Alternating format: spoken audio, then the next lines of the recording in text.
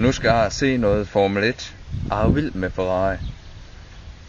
Så ved du nok, at ham Kimi Räikkönen har en sauna til 40 millioner. Det kan du sige dig selv, han ikke har. En sauna kan aldrig koste så meget. Om så et kul var belagt med blæguld. Hvor har du så noget bagl fra? I 10. klasse på en planteskole? Har set det et eller andet sted på Viasat. Enten det er 1 eller det er 2 eller TV2, TV3 eller TV3 med mere.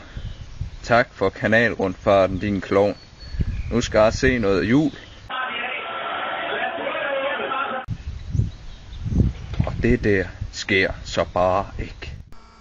Går du også glip af noget, så får vi Viasat for ingen penge.